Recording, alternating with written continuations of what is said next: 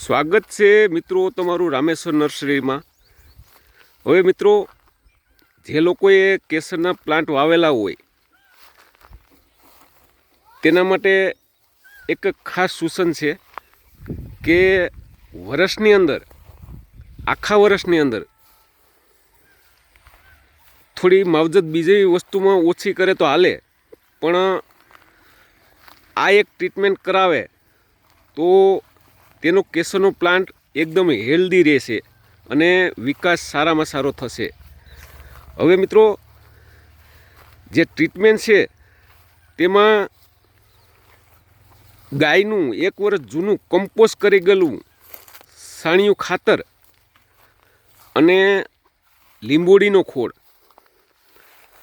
તેમજ એરંડીનો ખોળ, આ 3 વસ્તુ મિક્સ કરી અને દરેક પ્લાન્ટની અંદર રીંગો કરી 1 વેત પોડી, એટલે કે 7 થી 8 ઇંચ પોડી અને 4 ઇંચ ઊંડી રીંગો કરી અને તેમાં આ 3 વસ્તુ દાખલ કરવી।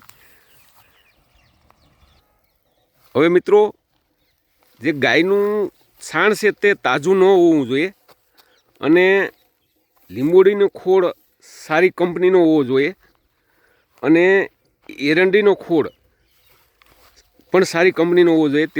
તેલની ટકાવારી સારી હોય તો સારું રિઝલ્ટ મળે। હવે મિત્રો, આ વસ્તુ કરાવ્યા બાદ પાણીની એવી વ્યવસ્થા કરવી કે જ્યાં રીંગ મારેલી હોય ત્યાં પાણી જઈ શકે।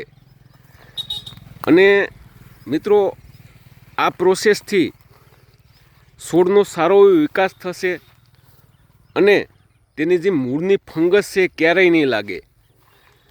એટલે મિત્રો, આ એક જે ટ્રીટમેન્ટ છે, બીજી વસ્તુ કરે યા ન કરે, પણ વર્ષની અંદર 1 વખત ચોક્કસથી આ ટ્રીટમેન્ટ કરે, છોડ હેલ્ધી રહેશે અને છોડનો સારો એવો વિકાસ થશે। ધન્યવાદ।